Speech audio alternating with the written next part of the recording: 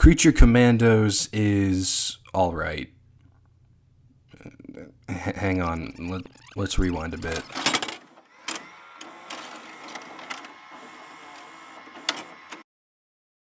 Here it is, folks, the beginning of James Gunn's brand new DC universe. Which, by the way, is kinda weird. Think about it. When considering Phase 1 of the MCU, it made sense to focus around the forming of the Avengers, starting with Iron Man, then Hulk, then Thor, and then Captain America, finally culminating into the Avengers. And then stories about them built up from there. So for DC, you'd think we'd center around forming the Justice League. But no. Instead, we start off with Creature Commandos, and then Superman.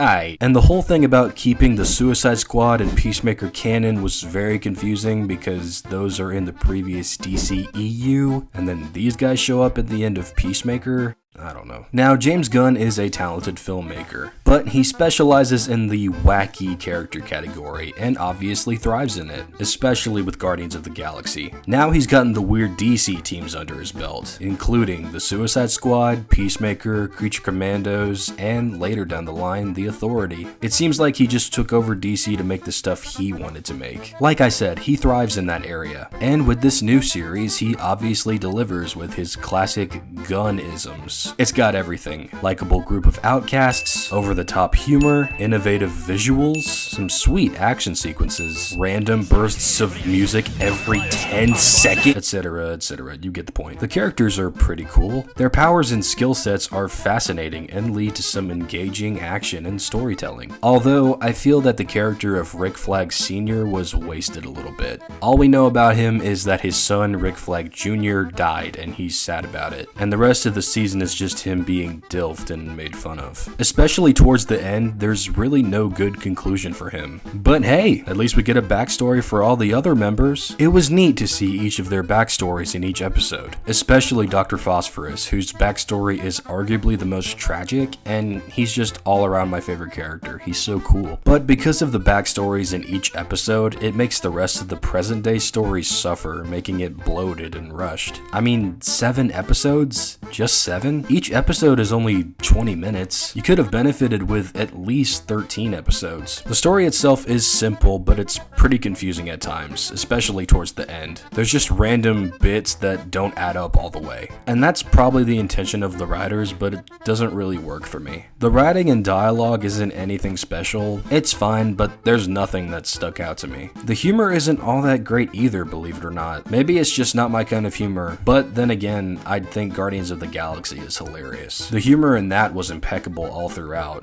but in this show, there's an obvious downgrade. Like, what happened here? There were only a few moments that actually made me laugh, specifically the scenes with Eric Frankenstein. I think a big part as to why he made me laugh was because David Harbour is the voice actor for Frankenstein. He's such a funny guy and just a great actor all around. Even in Black Widow, which I hate, he had some moments that made me smile. I don't have anything else to say about this show, really. It's not bad. It's a cool show, and it's definitely creative, but it's got some flaws that are hard to ignore. And again, this is not the show I would start with when making a new DC universe. And we'll see how James Gunn's style translates with Superman. This series is not a strong start. It's just alright. 6 out of 10. But hey, what do I know?